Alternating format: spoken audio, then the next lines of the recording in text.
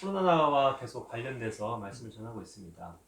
믿는 사람이 코로나에 걸리면 이라는 제목으로 하나님 말씀 나누고자 하는데요. 또 다른 부제로는 코로나뿐만 아니라 믿는 자가 불치병 혹은 난치병에 걸리면 이라는 소제목이 될 수도 있습니다. 우리가 지금 잘 알듯이요. 우리는 코로나로 인해서 많이 지금 고통을 받고 있어요.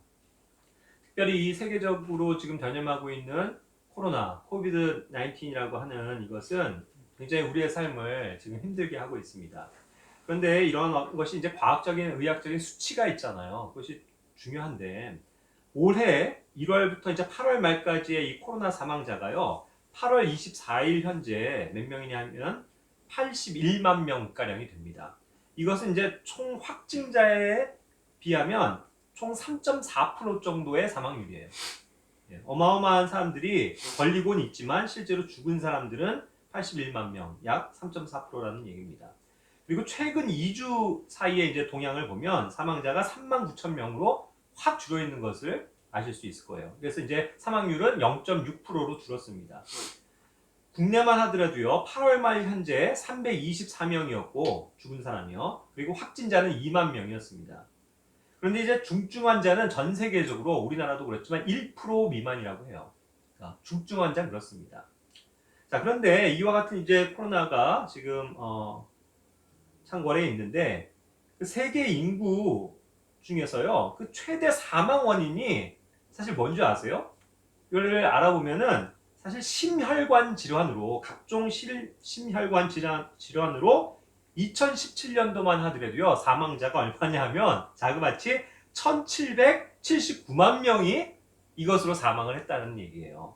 심혈관 질환은 뭐냐면 이제 예전에 심장마비라고 얘기했지만 요즘은 이제 여러 증상에 따라서 세분해서 부른다고 하네요. 말하자면 혈관이 막힌 경우, 심장 박동에 문제가 있는 경우, 심장 구조에 문제가 있는 경우 등이 다 이에 속해요.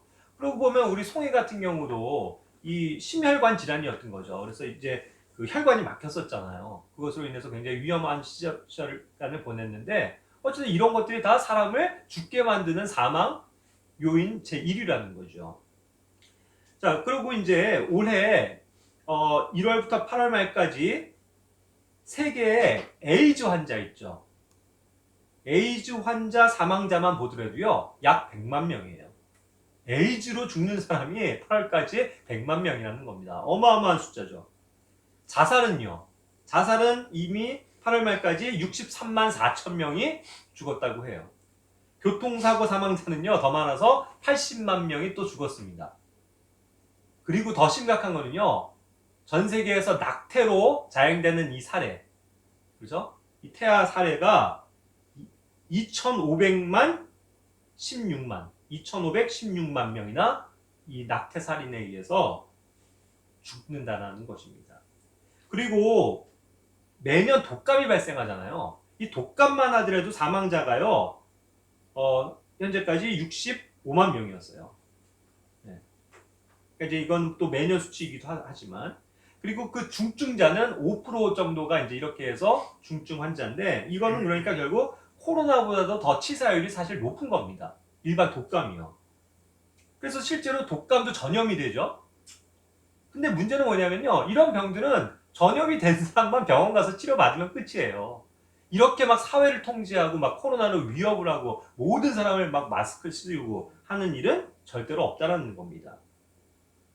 자, 그렇다고 보면요, 이런 수치도 말해주지만 믿는 사람도 죽는 원인 중에요, 자살이나 이와 같이 에이즈가 있을 수 있을까요? 또 낙태로 태아를 살인할 수 있을까요? 네, 맞아요.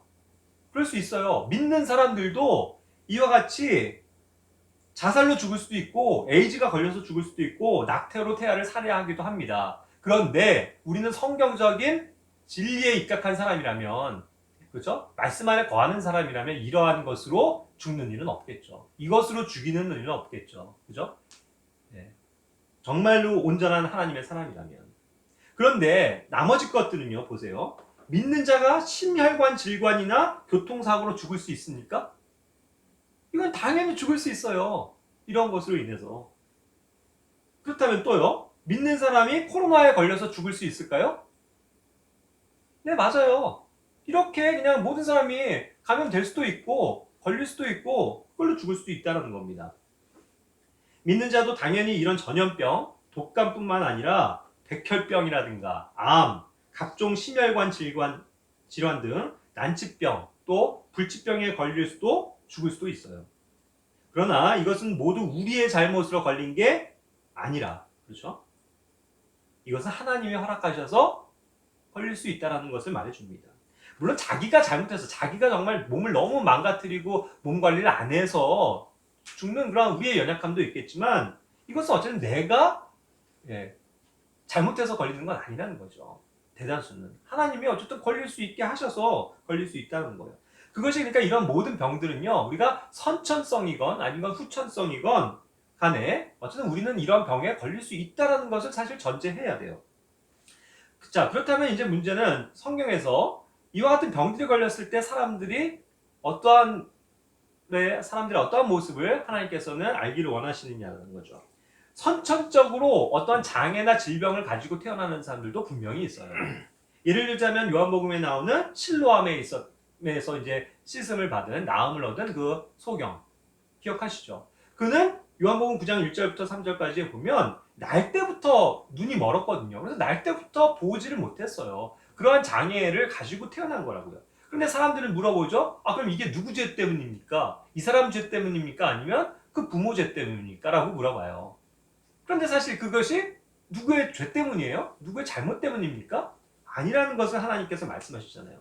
그래서 3절 말씀에 다만 이것은 그에게서 하나님의 일들을 나타내고자 함이니라. 이게 중요한 거예요. 이 병을 통해서, 이 장애를 통해서, 이 질병을 통해서 우리가 알기를 원하는 것은, 알아가야 되는 것은 뭐냐면 하나님이 이것을 통해서 무엇을 일하고자 하시느냐를 우리는 알아야 된다는 거죠. 믿는 자건 믿지 않는 사람에게는 그건 간에, 그렇죠? 믿지 않는 사람이 이와 같은 병에 걸렸을 땐 오히려 예수님을 더 빨리 믿고 알 수 있는 계기가 될 수도 있고요. 또 우리 믿는 사람들이 이러한 고통을 받게 된다면 그 안에서 정말 하나님을 믿고 의지하는 삶이 어떠해야 되는지를 보여주시기 위함인 거죠. 그래서 이 세상 누구에게나 이런 보편적인 또 선천적인 질병 혹은 장애가 그 사람이나 부모의 잘못으로 온 것이 아니라는 것을 알아야 합니다. 하물며 믿는 자의 자식도 부모 잘못이나 신생아의 잘못으로 그렇게 태어나는 법은 없습니다. 모두 하나님이 허락하셔서 하나님의 일들을 나타내시고자 되어진 일들이라는 거예요.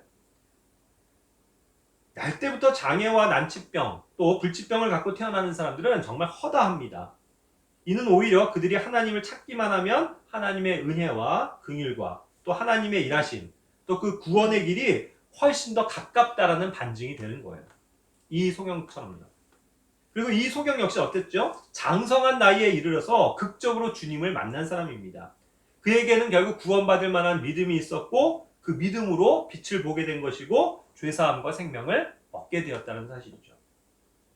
자, 그리고 또 후천성 장애나 질병도 있어요. 예를 들자면 구약의 인물인데 나아만 기억하시죠? 이 나아만은 사실 나중에 이렇게 원래 이렇게 용맹한 용사였는데 나병을 얻게 된 것 같아요. 그죠? 그래서 이제 고통을 받고 있습니다. 그럴 때 어떻게 됐어요? 그가 이제 이스라엘에 와서 엘리사라는 하나님의 사람을 만남으로써 그가 하는 말에 순종함으로써 씻음을 얻게 되죠. 나음을 얻게 됩니다. 그것을 통해서 나아만도 얻은 진리가 뭐예요? 그가 깨달은 게 뭐예요? 여기 말씀처럼 열왕기하 5장 15절 말씀처럼 이제 내가 이스라엘 외에는 온 땅에 하나님이 없는 줄 알겠습니다 하고 하나님을 시인하게 되는 거거든요. 그렇죠? 그리고 이제부터 17절에 당신의 종이 번제 헌물이든지 희생물이든지 다른 신들에게는 드리지 아니하고 오직 주께만 드리려 하나이다 라고 하나님께 희생하고 하나님을 경배하겠다라는 그런 마음을 갖게 되죠. 그리고 18절에 그러면서 한 가지 양해를 구한 것은 자기가 하는 그 시리아에서의 일 때문에 어쩔 수 없이 주께서 이 일에 당신의 종을 용서하시기 원하나이다 하면서 림몬의 그 우상에게 드려지는 신전에 자기가 왕을 수행해야 되기 때문에 데리고 가서 잠깐 이렇게 몸을 굽히게 되는 그것에 양심의 가책을 가지고 말하는 거예요. 그래서 그것이 정말 나의 의도가 아니고 어쩔 수 없이 하는 일 때문에 그런 것입니다라고 고백을 하는 거죠. 이와 같이 나아만 같은 사람도요, 이런 병을 얻게 된 이유가 또 그것을 나음을 통해서 알게 된 그 사실이 뭐예요? 하나님이잖아요. 그거를 우리에게 알게 하시기 위해서 이러한 병들도 허락하신다는 거죠. 신약으로 넘어가면요, 여러 사람들이 나옵니다. 아시듯이. 이제 예수님을 만나서 치유된 여러 병자들 예를 알 수 있어요. 특히 이제 12해 동안이나 혈루병을 앓면서 피가 막 유출이 되는 거예요.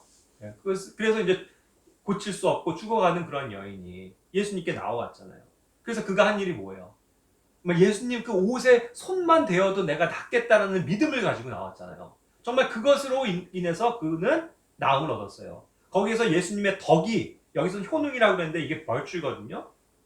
덕이 흘러나갔다고 했어요. 예수님으로부터 나오는 그 덕, 그분의 은택에 의해서 그는 나음을 얻은 거거든요. 그것으로서 자기의 죄사함의 문제, 구원의 문제까지도 열렸단 말이에요. 주님은 그것을 맛보게 하시기 위해서 이 여인에게도 병을 주신 것 아니겠어요? 그런 거라는 거죠. 그런 사례들은 너무나도 많습니다.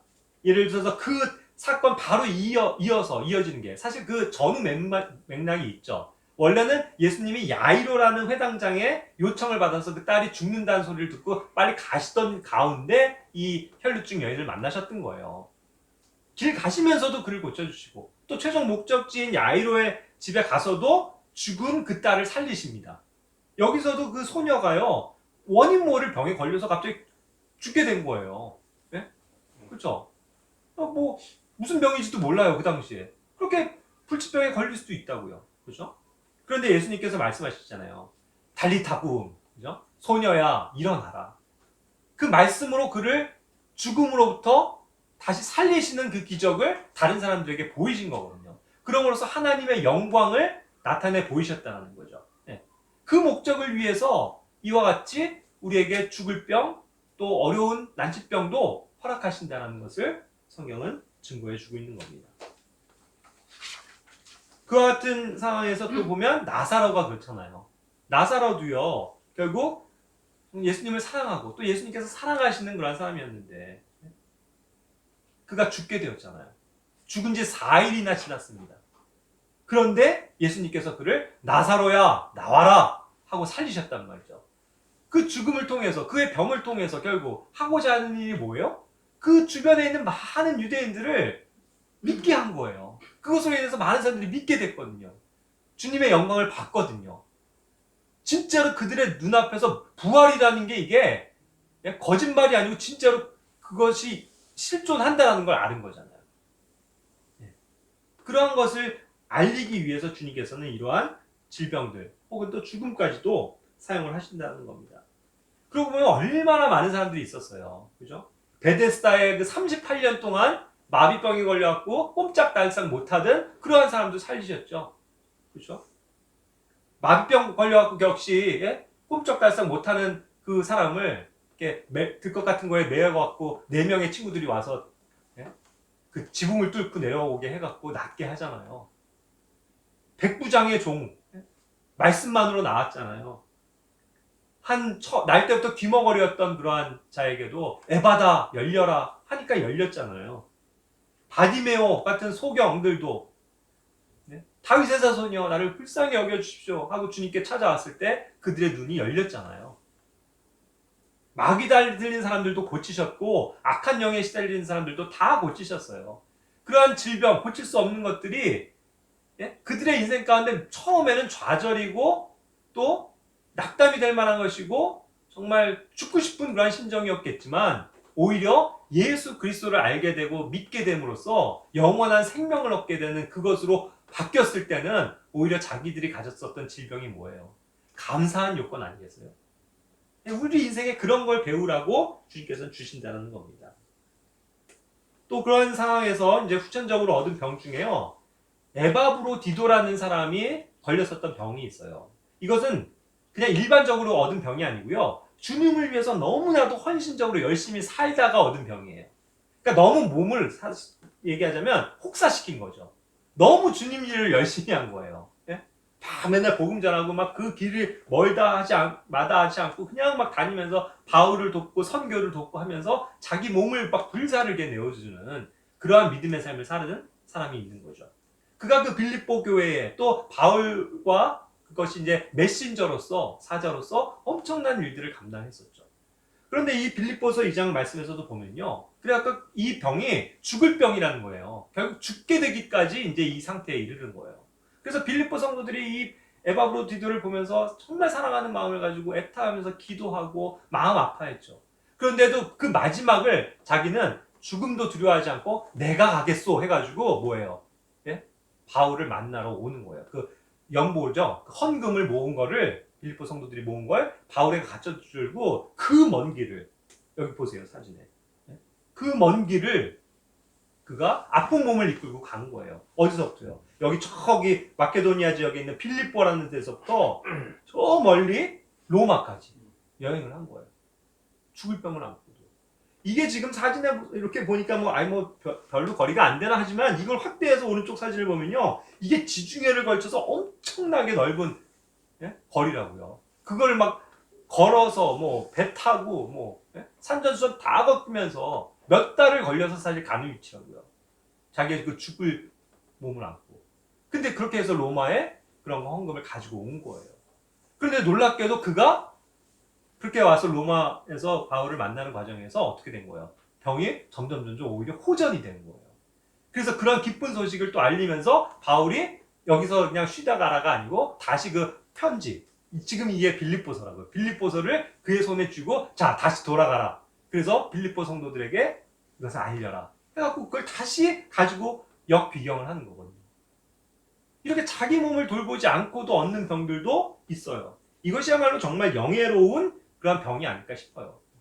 차라리 우리가 병에 좀 걸린다면 정말 주님을 위해서 이렇게 좀 헌신적으로 살다가 얻은 병이라면 감사하지 않을까요? 그런 의미에서 보면은 디모데도 마찬가지였다고요. 디모데도 심한 하나의 위장병을 앓았잖아요. 왜 그런 위장병이 생기죠? 보통 다 아시겠지만 그게 많은 스트레스 때문에 오잖아요. 그도 주님 일하면서 사실 많은 스트레스를 겪는 거예요. 얼마나 어렵고 힘들겠어요. 그렇죠? 그럼에도 불구하고 그런 것을 이겨내는 건 뭐예요? 믿음이고 바울이 경험했던 것처럼 내 은혜가 너에게 족하다. 그 하나님의 은혜를 맛보게 하기 위해서 오히려 우리에게 이런 병도 허락하신다는 거죠. 이걸 우리는 알아야 합니다. 그렇기 때문에 우리는요, 이런 것들을 무서워할 필요가 없고 우리의 건강 되시는 주님을 신뢰해야 돼요. 그렇기 때문에 우리의 건강의 비결에 대해서 말씀드릴게요. 요한삼서 1장 2절 사랑하는 자여 무엇보다도 내 혼이 형통하는 것 같이 내가 형통하고 건강하기를 내가 바라노라. 보세요. 우리의 건강은요, 이와 같이 우리의 먼저 혼이 잘 되는 것이 먼저인 거예요. 우리의 이 내 안에 있는 나, 실제적인 나, 이 몸의 건강이 우선이 아니고 내 혼이 건강해야 된다고요. 주님을 항상 바라보고 내 혼이 주님을 찾고 있어야 돼요. 그럴 때 우리의 삶에 건강이 오는 거죠. 이 육신의 건강도. 그렇죠? 그것이 중요한 거예요. 우리는 맨날 그냥 이제 우리 같은 나이대가 되면 교회 안에서 맨날 하는 얘기가 건강 얘기예요. 이게 이 음식이 좋다. 이 약을 써봐라. 이 어느 병원이 좋다. 한의가 좋다. 양의가 좋다. 맨날 그런 얘기만 해요. 교제라는 게. 그죠? 참 안타까운 거예요. 우리의 건강은 주님의 것이고요. 주님이 주시는 거고 우리는 말씀 안에서 교제하면서 서로를 세워줘야 되는데 우리의 관심은 온통 요즘에 건강, 웰빙, 어떤 음식이 좋냐 이런 거거든요.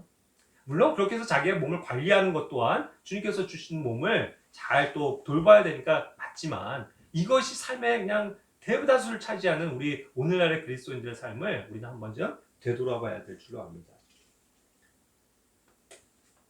자, 그래서 또 시편 42편 11절에도 말씀하시는 거예요. 오, 내 혼아, 어찌하여 내가 낙심하느냐? 어찌하여 내가 내 속에서 불안해하느냐? 너는 하나님께 소망을 주라. 내 얼굴에 건강이시오 내 하나님이신 그분을 내가 여전히 찬양하리로다. 우리 얼굴에 우리 몸의 건강은 어디서 와요? 하나님이라고요. 하나님께 소망을 둘 때 그 건강이 오는 거예요. 그렇죠? 그러니까 우리가 그 건강을 주시는 그 하나님을 우리가 항상 찬양하는 삶, 감사하는 삶, 그죠? 그것이 되어야 된다는 거죠. 잠언 4장 20절부터 23절에서도 말합니다. 우리 건강에 대해서요.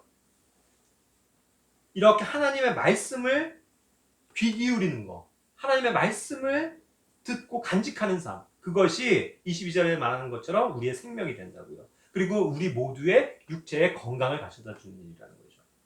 그래서 열심을 다하여 내 마음을 지키라. 생명의 근원이 거기에서 나오느니라.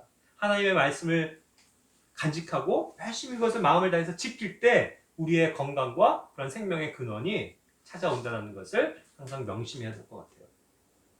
마지막으로 또 예레미야 33장 6절에서도 보면 보라 내가 그것에게 건강과 치유를 가져오며 그들을 치유하고 평안과 진리의 풍성함을 그들에게 드러내리라.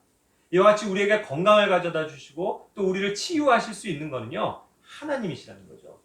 그 안에서 우리가 풍성한 삶을 누리고 감사하는 삶을 살아야 된다는 거죠.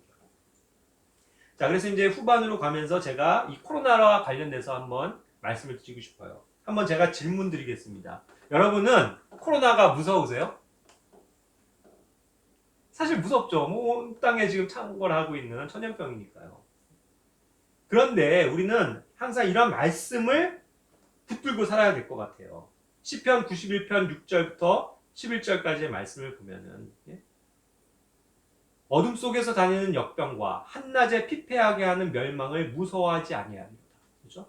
역병, 즉 전염병. 이런 거 우리가 무서워하지 않는다는 거예요. 오직 너는 내 눈으로 바라보며 사악한 자들이 보응받는 것을 보리려도다.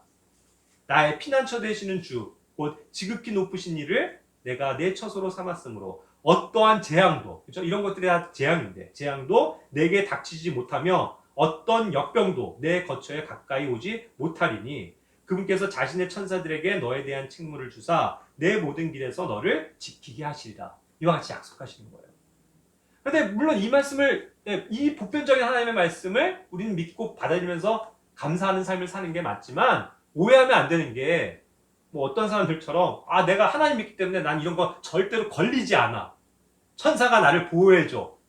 이거는 또 자칫 이런 것들을 잘못 오해하는 거죠. 걸릴 수도 있어요. 하지만 하나님께서 보편적으로는 우리 성도들을 하나님께 신뢰를 두는 자들을 어떻게 하시겠다는 거예요? 그런 재앙으로부터 지키시겠다고 약속하시는 거죠.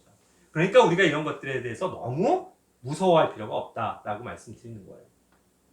두 번째 질문입니다. 여러분은 코로나를 누가 가져다 주었다고 믿으세요? 누가?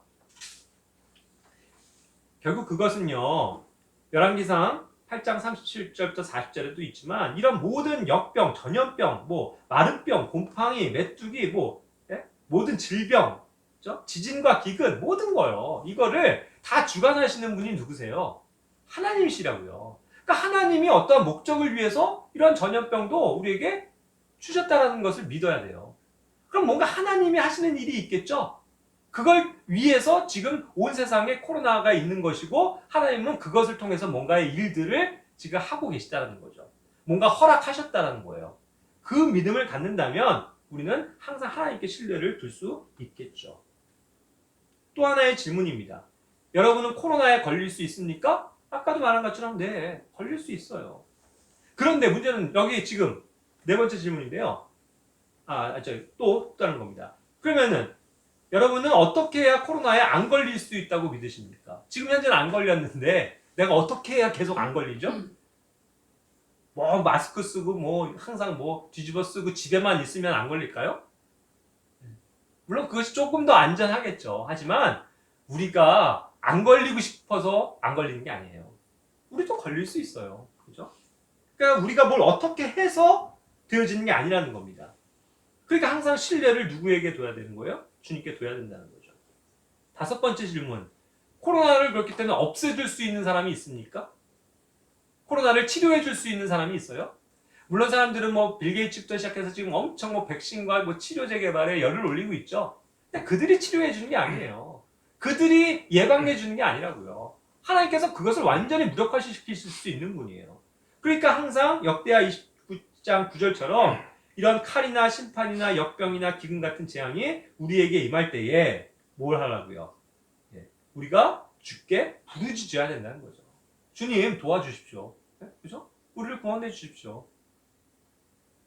그런 어떤 믿음을 가지고 기도하는 것이 우리가 해야 될 일인 것이죠. 그리고 마가복음 5장 34절처럼 말씀하세요. 약속하세요. 딸아, 내 믿음이 너를 온전하게 하였으니 평안히 가라. 내 역병에서 놓여 온전할지어다 하십니다. 역병, 전염병이거든요, 역시. 믿음이 너를 온전케 했대요. 결국 그렇게 우리가 모든 것을 주관하시는 하나님께 믿음을 둘 때 우리가 온전케 될 수 있고 평안할 수 있다는 것을 성경에서 가르쳐 주고 계시잖아요. 그러니까 우리가 이런 것들을 두려워하지 말고 주님께 신뢰를 둡시다. 자, 그런데 이제 당신이 혹시 코로나에 걸린다면 어떻게 해야 할까요? 누군가에게 이제 이것을 옮는 걸 텐데 만약에 걸린다면 어떻게 해야 되죠? 그러면 방법은 너무 단순해요. 도망 다니지 말고요. 저 검사 받고 그래서 양성 확인돼서 그럼 뭐 어떻게 되세요? 절차가 자가격리 하라고 그러잖아요. 그럼 뭐 병원 가서 자가격리 하고 치료 받는 거예요. 근데 그 치료가 별거 없어요, 사실. 그냥 일반적으로 감기약 같은 그런 것들 투여하는 거예요. 그러니까 말하자면 정광호 목사 이런 사람들도 2주 만에 나오잖아요. 건강해서. 대부분은 그래요. 그러니까 너무 이런 거에 막 걸리면 막 그런 음압병실 있죠. 그런데 들어가고 막 산소호흡기 끼고 있고 그런 거 아니라고요. 그러니까 잘못 호도되고 이게 악용되고 있는 거지 일반적으로 그렇지 않아요. 자가격리하고 치료받아서 다들 나오고 있어요, 지금. 예. 그러니까 그렇게 하면 되겠죠. 자, 그렇듯이 만약에 7번째 질문인데요. 당신이 아직 코로나에 걸리지 않았다면 무엇을 어떻게 해야 합니까? 아직 여러분들 안 걸리셨죠? 저도 안 걸렸어요. 그럼 우리의 자유와 의지 가운데서 우리는 뭘 하면 되죠? 일상생활 하면 돼요, 사실은. 학원을 갑니다. 학교를 가요. 직장을 갑니다. 경제활동을 해요. 마트를 갑니다. 쇼핑을 합니다. 지하철을 탑니다. 버스를 탑니다. 사람들을 만나요. 식당에도 갑니다. 카페에도 가요. 산책도 합니다. 운동도 합니다. 여행도 갑니다. 할 거 다 하잖아요. 다 할 수 있어요. 이 모든 걸 아직 다 할 수 있지 않습니까? 이런 자유가 우리에게 있잖아요. 그렇죠? 그러면 중요한 건 뭐냐면 왜 교회 예배는 하면 안 되냐는 거예요. 다 하는데.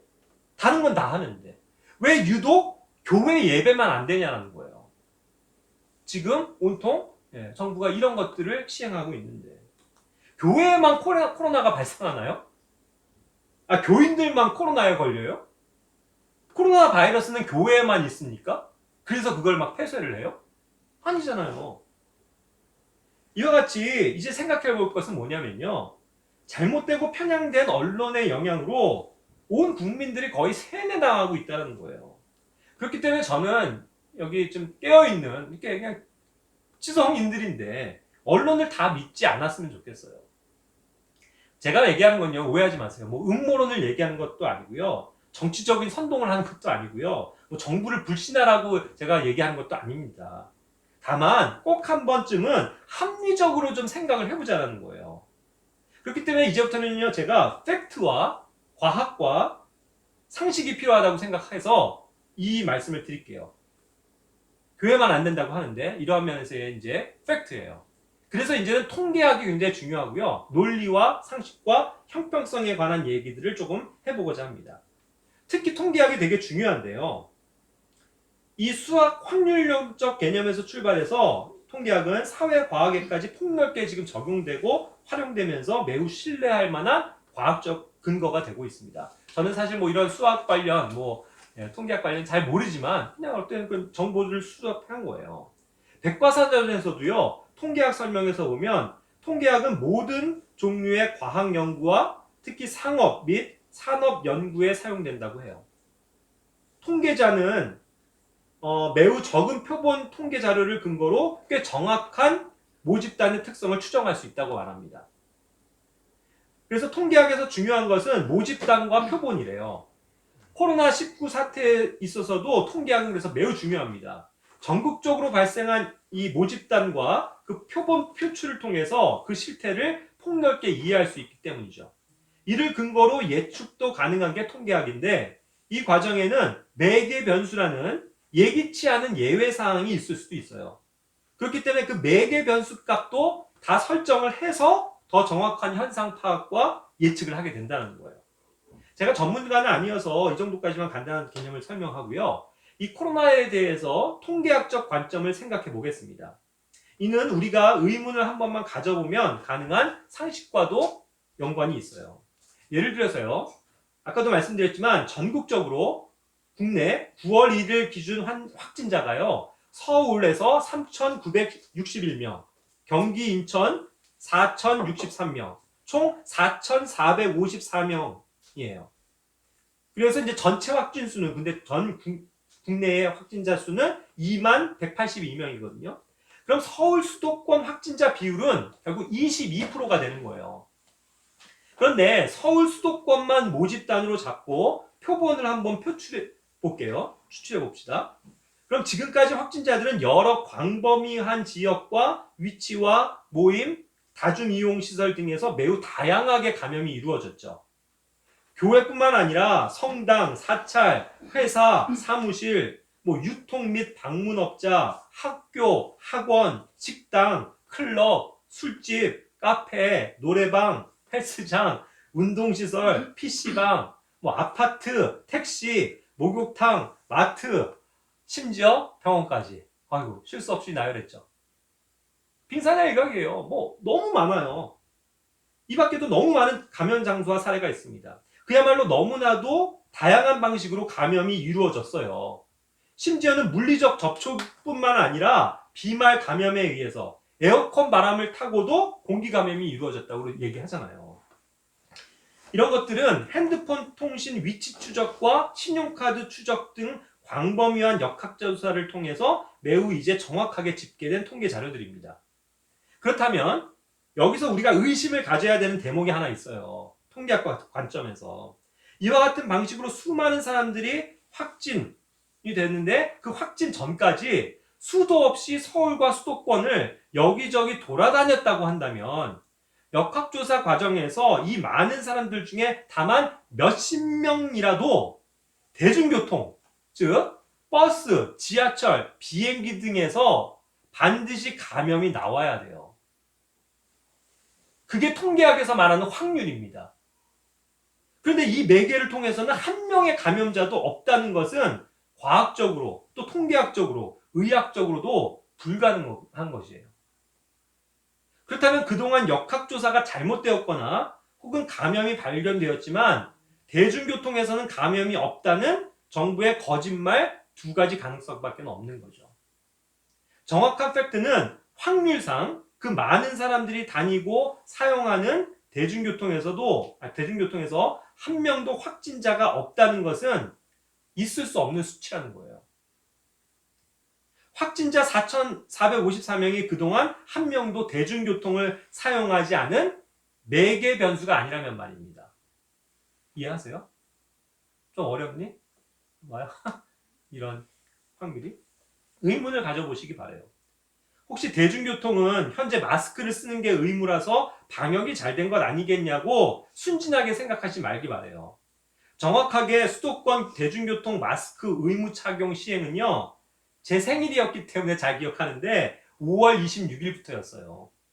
그렇다면 2월부터 5월 말까지 3개월 동안 마스크를 안 쓰고도 이용할 수 있었던 시절에는 확진자가 없었단 말입니까? 아니잖아요. 그 당시 저도 지하철 타면서 늘 의아하게 생각했던 게 뭐냐면요. 마스크를 안 쓰고 있는 사람들이 굉장히 많았어요. 이처럼 우리는 보편적인 확률과 통계에서 벗어난 대중교통 감염자 제로, 0명이라는 이 팩트 아닌 팩트에 대해서 합리적인 의심을 해봐야 합니다. 만약 이 대중교통에서 감염이 이루어졌다는 것이 알려지면 사실 어떻게 될까요? 사실 상상하기 어려운 끔찍한 셧다운 사태가 벌써 왔을 거예요.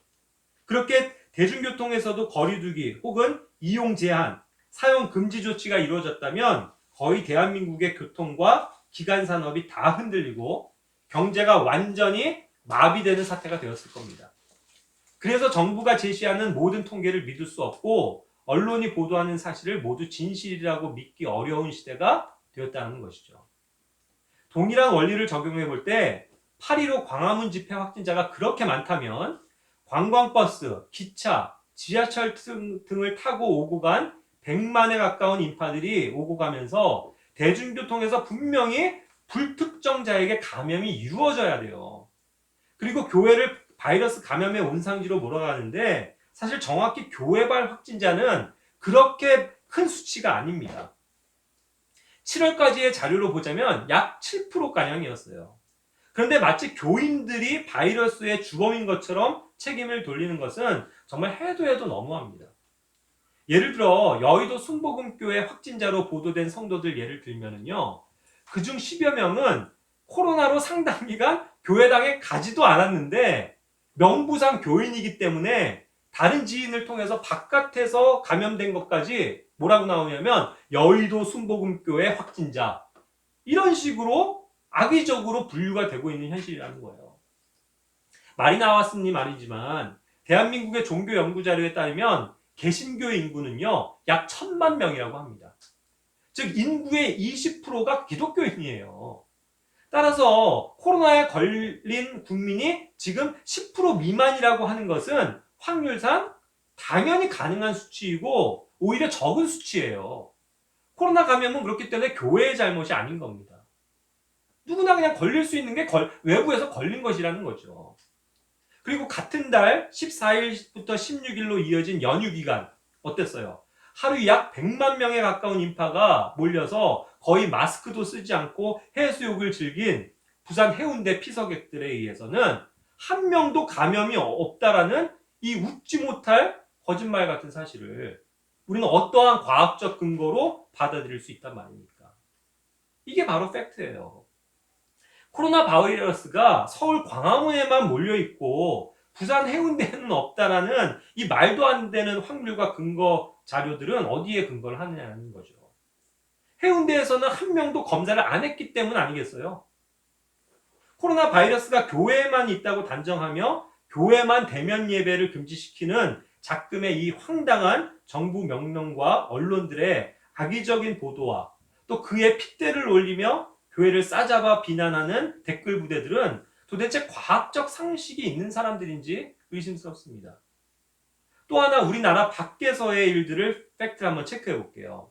우리가 지금 잘 알듯이요. 여기 이제 사진도 있는데 이 코로나 바이러스는 중국 우한에서 발생했잖아요. 초기에는 그래서 이 지역에서 감염자가 전 세계에서 가장 많았습니다. 그런데 얼마 지나지 않아서요. 한 달 정도밖에 안 돼서 중국 정부도 강력한 제한 조치를 하더니만 급기야 3월 말 이후로부터는요. 확진자가 확 줄어서 제로, 0명이 되었다고 발표하기 시작했어요. 그 숫자는 그 이후로도 거의 대동소이하게 지속돼서 여전히 한두 숫자리의 확진자만 발표되고 있거든요. 그리고 5월부터는 벌써 우한 지역의 폐쇄 조치는 다 풀렸습니다. 중국 전체도 다 풀렸어요. 그래서 수백만의 인구들이 이번 여름에도 전국을 자유롭게 다니며 여행하고 있습니다. 심지어 우한 최근 소식들을 보면 마스크도 안 쓴 수백만의 관광객들이 우한을 막 다녀가고 거리를 가득 메운 것을 볼 수 있거든요. 주요 관광지에는 그야말로 어마어마한 인파들이 마스크도 안 쓰고 여행을 해요. 지금. 뿐만 아니라 얼마 전 여기 사진처럼 우한의 한 워터파크에서는요.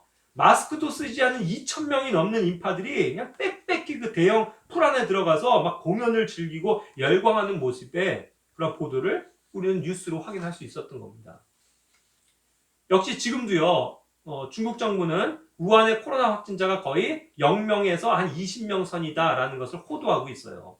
또 중국 전역은 이제 최근 뉴스지만 9월 1일부터 최근 코로나 확진자가 17일째 0명이라는 거예요. 그러면서 3억 명의 유치원부터 시작해서 초중고 학생들이 일제히 등교를 하기 시작했습니다. 마스크도 안 쓰고 수업하고요. 단체로 마스크도 안 쓰고 급식도 먹고요. 모든 야외 활동도 시작했어요. 이와 같이 국내에서도 보도가 되는 거죠. 자, 상황이 이렇다 보면요. 상식적인 사람인 경우 일단 의심해보는 게 맞습니다. 언론의 보도에 의문을 가져봐야 돼요. 어떻게 중국과 우한이 그럴 수 있을까라고 말이죠. 그런데 거의 모든 국내 댓글들은 어떤지 아세요? 죄송합니다. 이런 짱깨 새끼들.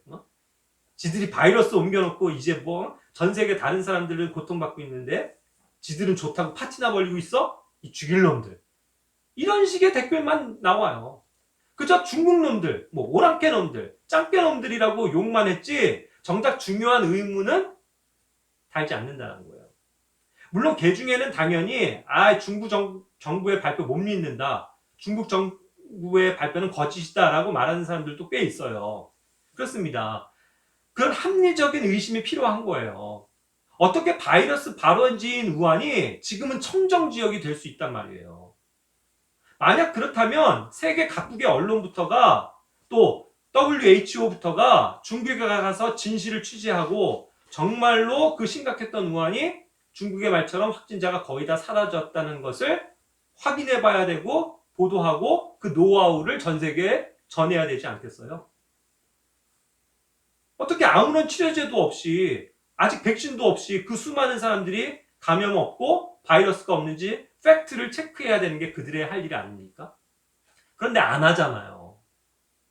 그런데 그게 아니라면 세상의 모든 언론들과 WHO는 공식적으로 중국의 바이러스 확진자 0명은 명백한 거짓이고 중국 정부가 거짓말하고 있는 것이라고 보도하고 성명을 발표해야 하지 않겠어요? 그런데 그러지 않는 이유는 바로 이 세계를 움직이고 있는 검은 그림자 정부, 즉 사탄 마귀가 하는 일이기 때문이라는 거예요. 우린 그거를 알아야 돼요. 그 사탄은 세계를 공포에 빠뜨리고 공황에 빠뜨리고 집단적인 팬데믹 상황을 만듭니다. 자신이 계획하는 적그리스도의 정치, 짐승의 독재 체제를 지금부터 꾸며나가고 있다는 거죠. 팬데믹을 빌미로 해서 전체주의 통제 시스템을 갖추어서 단일 세계 정부라는 그것을 만들어가는 거죠. 그래서 세계 언론까지도 모든 세상을 자기 것으로 만들기 위해서 지금부터 일하고 있는 겁니다. 그래서 진실은 많은 경우 감춰져 있어요. 모두들 사실 중국의 발표를 믿지 않잖아요. 그런데 지금 사실 중국 우한은요, 이와 같이 마스크를 안 쓰고 다닌대요. 미국 같은 언론의 자유가 있는 미국조차도 이러한 사실은 대다수 메이저 언론들이 보도하지 않습니다. 오히려 반대로 코로나 위험을 음모로 여기고 그 이면에 어떤 정치적 세력의 저의와 계략이 숨어 있다고 믿는 누구요? 트럼프를 각종 수단을 동원해서 압박하고 비난하는 상황에 있거든요. 이에 대해서 철저하게 반목하던 트럼프는 최근에는요, 어쩔 수 없이 그 재선 당선을 위해서 한보 뒤로 물러간 상태예요. 그래서 이제는 자기도 마스크도 쓰고 나타나고요. 백신도 이제 전 국민에게 맞추겠다고 하는 등 정치적인 우회와 타협을 시도하고도 있습니다. 어찌됐건 우리도 중국 정부가 거짓말을 말하고 있다고 믿는다면 또 미국 같은 나라마저 언론이 편향적으로 움직이고 있다는 것에 의심을 해볼 수 있다면 우리나라는 100% 신뢰할 만하다고 생각들을 하시냐는 거예요.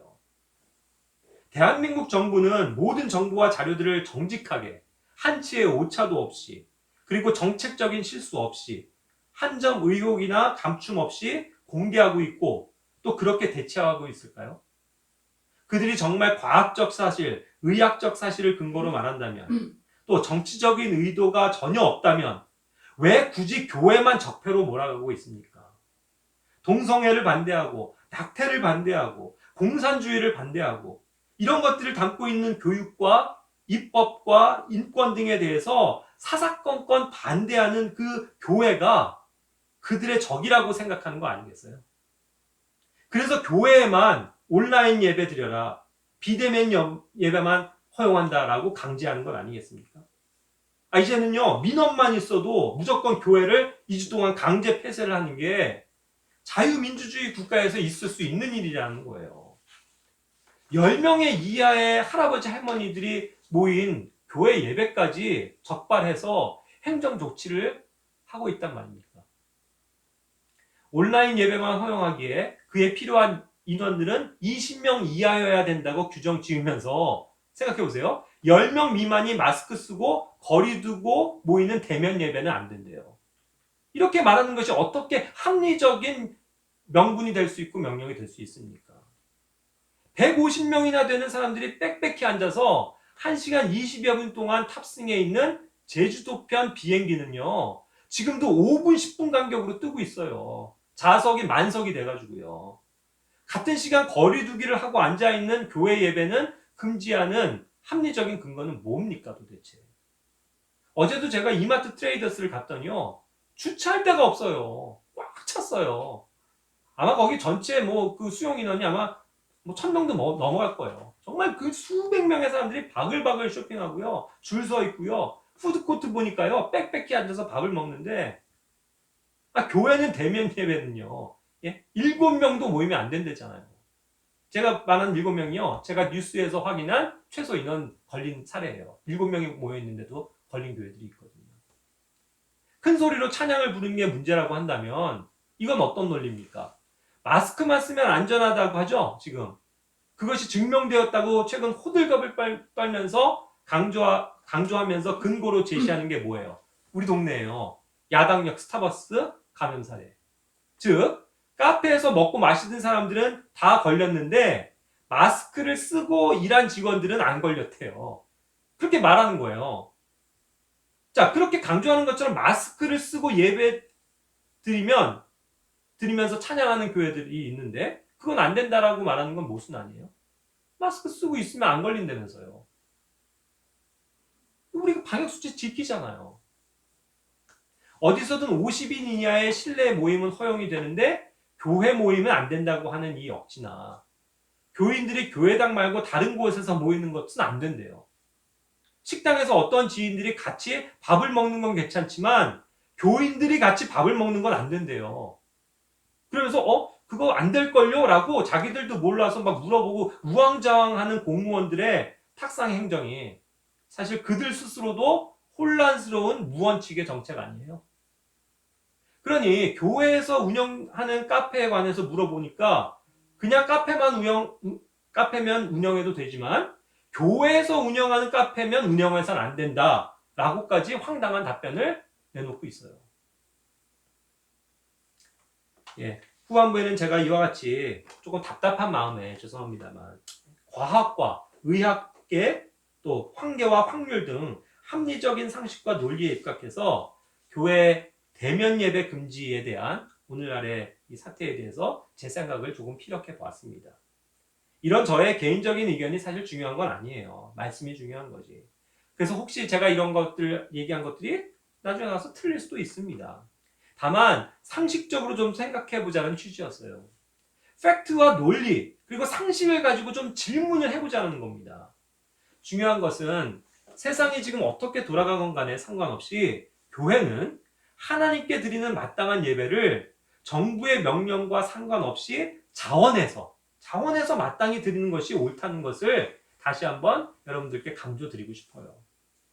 예배를 생명과 같이 여기는 그 교회의 본질을 우리 다시 한번 마음에 새겼으면 좋겠습니다. 교회는 예배를 포기할 수 없어요. 그건 당연히 함께 모이는 예배이지 온라인 예배나 비대면 예배가 절대 아닌 것입니다. 어떠한 상황에서도 교회가 함께 모이는 것을 폐해서는 안 되겠어요. 물론 아직 그럴 믿음이 부족하고 육신적으로 연약해서 이런 상황에 모이는 것을 어려워하고 또 힘들어하는 성도들도 당연히 있을 수 있습니다. 그렇다면 그것은 그런 사람들을 이해해주고 기다려주면 되는 일이에요. 하지만 그 지역교회의 전체적인 결정과 원칙은 항상 교회가 함께 모이는 것, 모여서 함께 예배드리는 것으로 확고히 해야 된다는 것입니다. 그래야 예배를 드리고 싶은 성도들이 주님께 차원에서 나올 수 있어요. 예배가 있어야, 교회 문이 열려 있어야 성도들이 나올 수 있는 겁니다. 그 오고자 하는 또한 믿음이 그렇게 해서 생기는 거예요. 교회의 예배 경배가 있어야 하나님이 기뻐하시는 겁니다. 다시 말하지만 그것이 교회의 본질이고 또 교회가 존재하는 1차적인 이유인 겁니다. 말씀을 마치도록 할게요.